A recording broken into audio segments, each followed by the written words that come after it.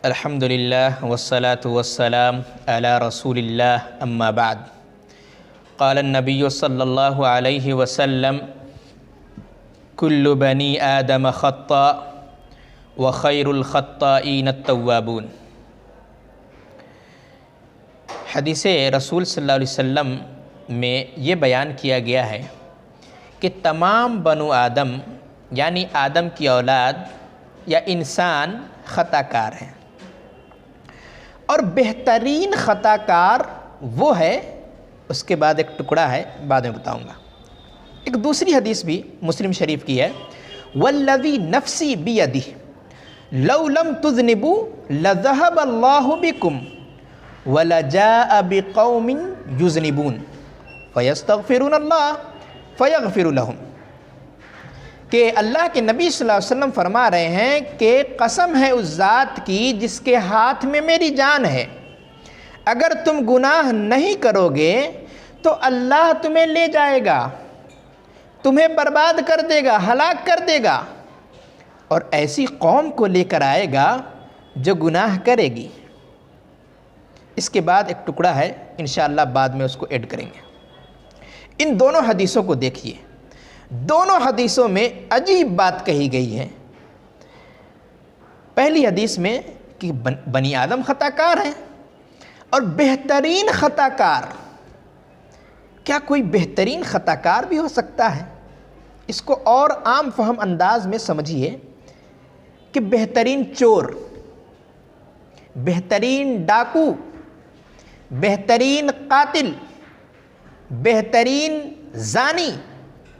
क्या कोई बेहतरीन जानी भी हो सकता है? क्या कोई कातिल बेहतरीन कातिल भी हो सकता है? क्या कोई डाकू बेहतरीन डाकू भी हो सकता है? ये अजीब बात है। दूसरी हदीस में भी एक अजीब बात यह है कि अगर तुम गुनाह ना करो तो अल्लाह तुम्हें ख़त्म कर देगा, बर्बाद कर देगा, हलाक कर देगा और एक गुनहगार कौम को लेकर आएगा। ऐसा लग रहा है कि अल्लाह रब्बुल आलमीन को गुनाह बहुत ज़्यादा पसंद है। लेकिन हम अगले टुकड़े से मालूम करेंगे कि कौन से गुनहगार अल्लाह रब्बुल आलमीन को पसंद है। इस हदीस में है, पहली हदीस में कि खैरुल ख़त्ताईन अत-तव्वाबून, कि बेहतरीन ख़ताकार वो है जो ख़ता करने के बाद तौबा करे। यानी एक डाकू डाका डालने के बाद तौबा करे, वो बेहतरीन डाकू है। वो ज़ानी जो ज़िना करने के बाद तौबा कर ले, वो बेहतरीन गुनहगार है। इसी तरीक़े से दूसरी हदीस में कहा कि उस दूसरी एक गुनहगार कौम को अल्लाह लेकर आएगा और वो क्या करेगी, उसकी खुसूसियत क्या होगी? फ़यस्तग़फ़िरून अल्लाह, वो अल्लाह रब्बुल आलमीन से इस्तिग़फ़ार करेगी वो कौम और अल्लाह रब्बुल आलमीन उसे माफ़ फरमा देगा। ये तौबा एक मुस्तकिल इबादत है। अगर हम चंद शराइत को मलहूज़ ख़ातिर रखते हुए अल्लाह रब्बुल आलमीन के हुज़ूर तौबा इस्तिग़फ़ार करेंगे तो यकीनन हमारी तौबा कबूल होगी, वरना कबूल नहीं होगी। पहली चीज़ कि उस गुनाह को छोड़ दे, यानी जो गुनाह इंसान से सरज़द हो गया है उसे बिल्कुल छोड़ दे। दूसरी चीज़, जो गुनाह इंसान से हुआ है उस पर वो शर्मिंदा हो। ऐसा नहीं हो कि वो तौबा तौबा करे लेकिन शर्मिंदगी ना हो उस गुनाह से। इसी तरीक़े से एक तीसरी शर्त ये है कि आइंदा उस गुनाह को ना करने का पुख्ता अज़्म कर ले, इरादा कर ले।